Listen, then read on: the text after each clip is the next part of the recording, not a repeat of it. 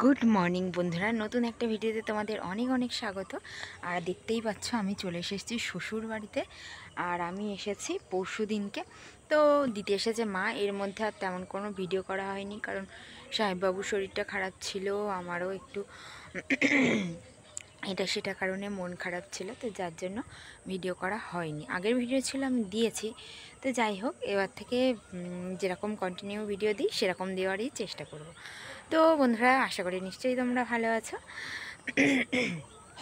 আর এই দুদিন যা গরম পড়েছে, মানে মাথা খারাপ হয়ে যাওয়ার অবস্থা। আর সকালের কাজবাজ তো হয়ে গেছে, এখন প্রায় 6:45 মতো বাজে। আর দেখো ব্রাশ নিয়ে চলে এসেছি, এখনও ব্রাশ করা হয়নি। সাহেববাবুর বাবা এখনও ঘুমাচ্ছে। আর আমার মা আমাকে দিতে এসেছে, এই প্রায় 1 বছর পরে আর কি মা এলো। তো ওই আমার মনটা খারাপ ছিল, যার জন্য মা এলো। আর দেখো সকাল না হতে হতে আবার কারেন্টটা চলে গেছে। এই গরম পড়েছে, তারপরে এই কারেন্টের সমস্যা, মানে কি আর বলবো তোমাদের। আর তার মধ্যে আবার দেখো কুয়াশা, চারিদিকে কুয়াশা কুয়াশা কুয়াশা। এত গরমের মধ্যেও কুয়াশা, দেখে মনে হবে শীতকাল, কিন্তু এত গরম যে দম বন্ধ হয়ে যাওয়ার অবস্থা ঘরের মধ্যে থাকলে। তো চলো ব্রাশটা করে নিই।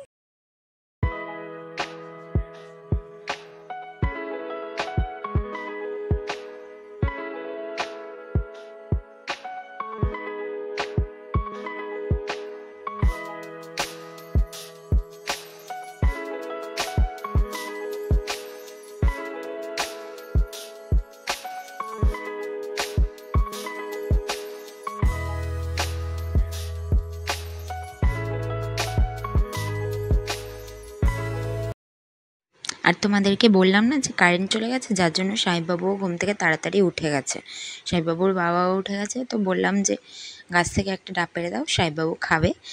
তো যার জন্য ওর বাবা গাছে উঠেছে।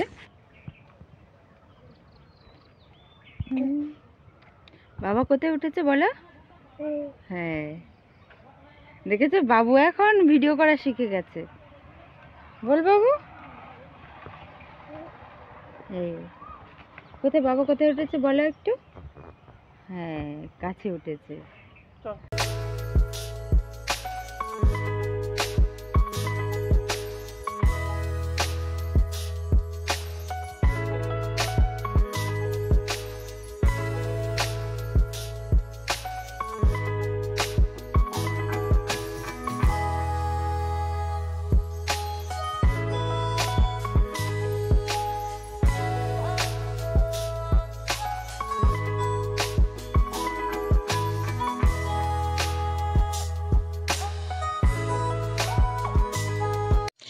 তো সাহেববাবুকে মুখটুক ধুইয়ে দিলাম, আর ডাবটা তো ওর বাবা কেটেই দিল খাওয়ানোর জন্য।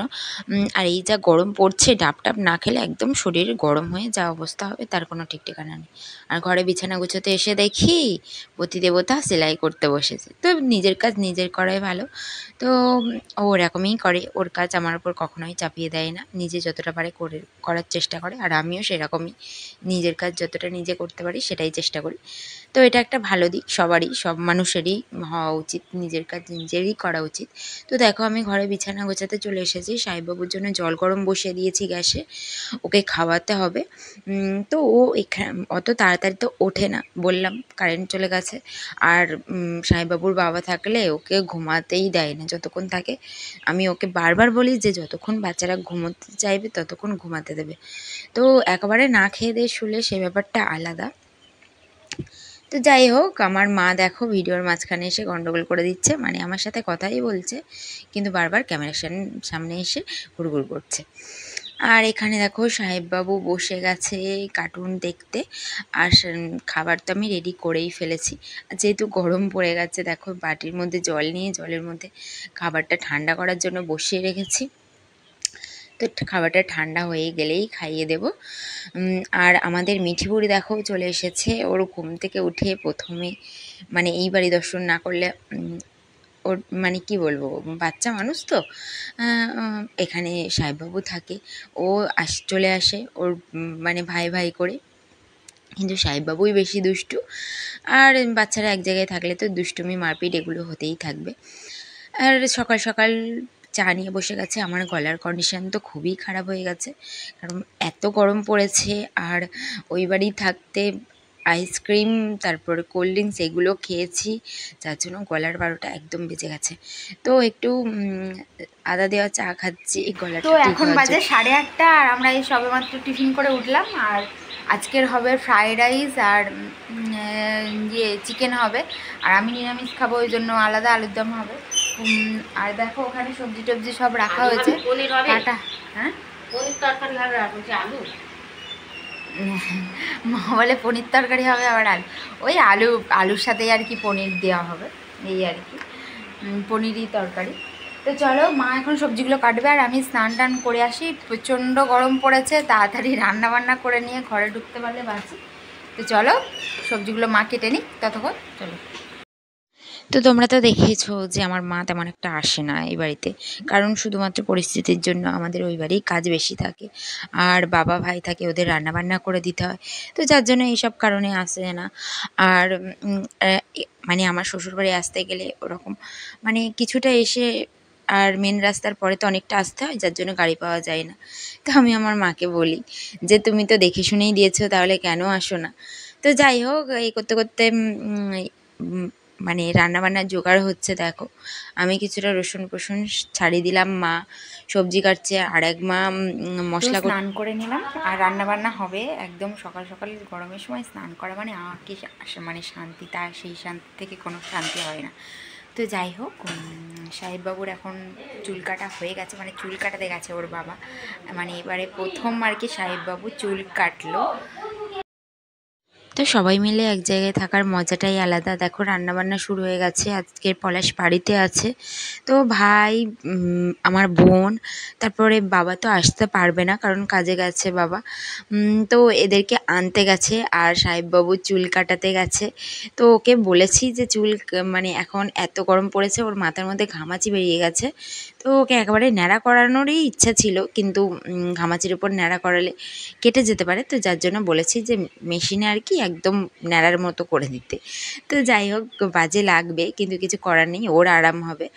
তো আমার বোনরা চলে এসেছে দেখো, আর ওদেরকে নিয়ে এসে বাবু একটু টাটা করে দাও, টাটা করে দাও একটু, করবে না? চলো স্নান করিয়ে দিই তোমাকে। আর একজনের অবস্থা দেখো, রোদ থেকে এসে খারাপ অবস্থা। আমার বোন এখন বলছে এই উনুনের মধ্যে কিভাবে রান্না করে, ওর অবস্থা দেখো, একটুখানি বসে দেখি দেখি মুখটা দেখি।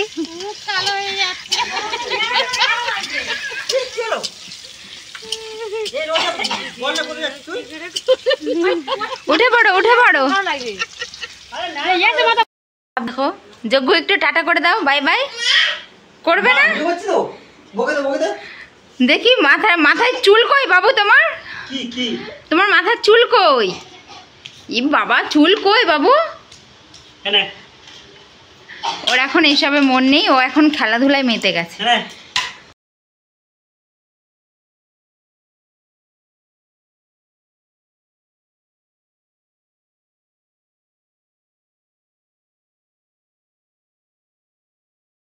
তো রান্না বান্না করে এই মাত্র উঠলাম, আর দেখো সবাই এখন ফোনে ব্যস্ত, সবাই, শুধু সাহেববাবু ঘুমিয়ে পড়েছে। উঠলে কি হয় বলো? আর সাহেববাবু ঘুম থেকে উঠলে আর কারোর হাতে ফোন পাওয়া যাবে না, ওই সবার ফোন নিয়ে হামলা করবে। তো যাই হোক, এবারে খিদে পাচ্ছে, সব রেডি করা যাক সবার জন্য, সবাই তো খাবে, আমি তো একা খেলে আর হবে না। তো চলো খাওয়া দাওয়াটা করে নিই, চলো। আর খাওয়া দাওয়া করে একটু রেস্ট নেব, বিকালে একটু যদি কেউ ঘুরতে নিয়ে যাই দয়া করে।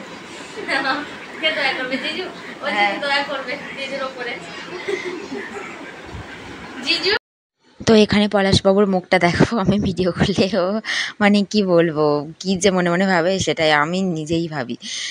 তো ওরকম হাসে আর কি। আর দেখো এখানে স্যালাড বানাতে বসে গেছে, তো বিছানায় বসে বসে স্যালাড বানানো হচ্ছে, বলে আমাকে এখানেই দিয়ে যাও, আমি স্যালাডটা কেটে দিই। তো যার জন্য ওখানেই দিয়ে এসেছি। তো চলো স্যালাড ট্যালাড কেটে নিই, খিদেও পেয়ে গেছে সবার। আর এই গরমের সময় তো যেন দিন শেষই হতে চায় না, মানে মানুষ যেন দগ্ধে দগ্ধে মরার মতো অবস্থা।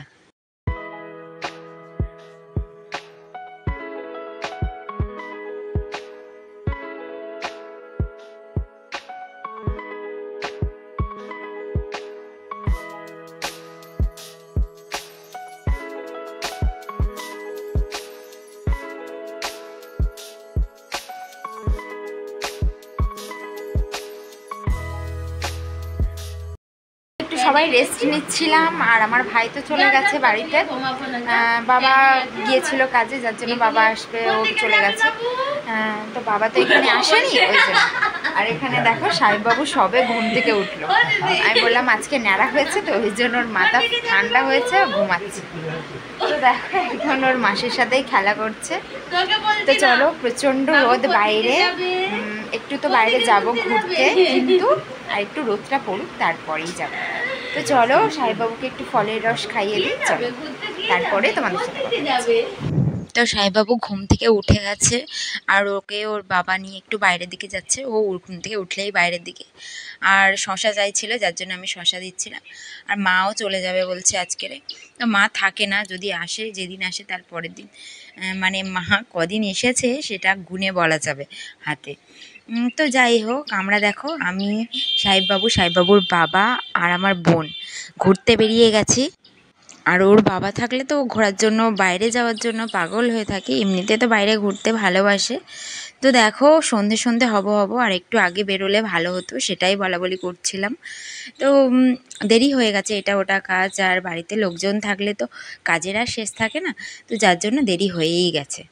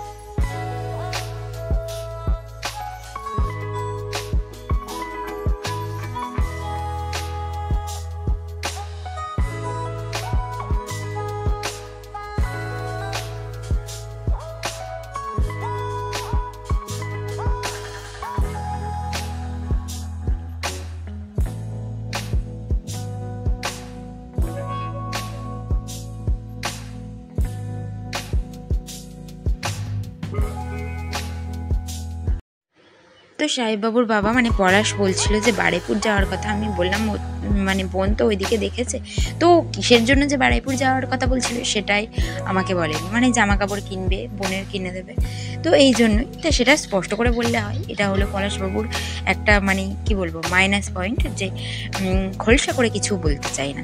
তো যাই হোক, আমরা উত্তরভাগ বাজারের মধ্যে চলে এসেছি। আর এখানে দেখো রাধাকৃষ্ণের একটা সুন্দর মূর্তি আছে, তোমাদের অনেকবার দেখার মানে এখানে এসেছি, কিন্তু মন্দিরটা দেখানো হয়নি। আমি নিজেও তেমনভাবে দেখিনি, কারণ এর সামনে কিছু না কিছু প্যান্ডেল হতেই থাকে। আমি যখনই আসি তখনই দেখি। তো যাই হোক, এখানে বোন আর পলাশ ফুচকা খেতে চলে এসেছে। আমি তো খাবো না, তো যার জন্য আমি কয়েকদিন আমার মানে এইসব খাওয়া বারণ, তো ওরাই খাবে আর কি। আর আমার ওইসব কি বলবো, আমার যেটা না খাওয়ার সেটা আমি অত গুরুত্ব দিই না।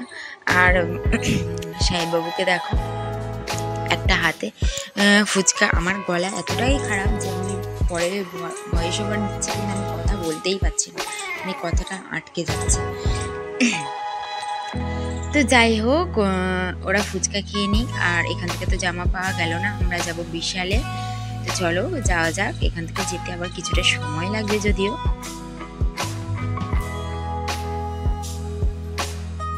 তো আমরা চলে এসেছি বিশালের মধ্যে। তো বোন পছন্দ করছে ওর জামা, আর মানে জিজুর বাড়িতে এসেছে, জিজু কিছু দেবে না সেটা তো হয় না। আর সাহেববাবুর দুষ্টুমি দেখো, তো টাকলা মাথাতে কেমন লাগছে, মানে সাহেববাবুকে কমেন্ট করে অবশ্যই। কিন্তু তো আমার দেখে তোকে ভীষণই হাসি পাচ্ছে, আর এই ন্যাড়া হওয়ার পরে তো মাথায় হাত বোলাতে ভীষণই ভালো লাগে।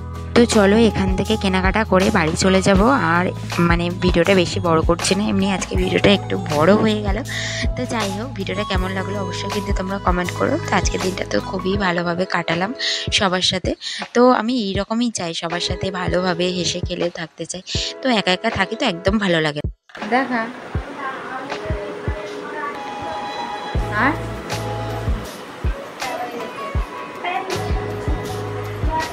শার্টটা খুব সুন্দর হয়েছে, তোর ইয়েটা।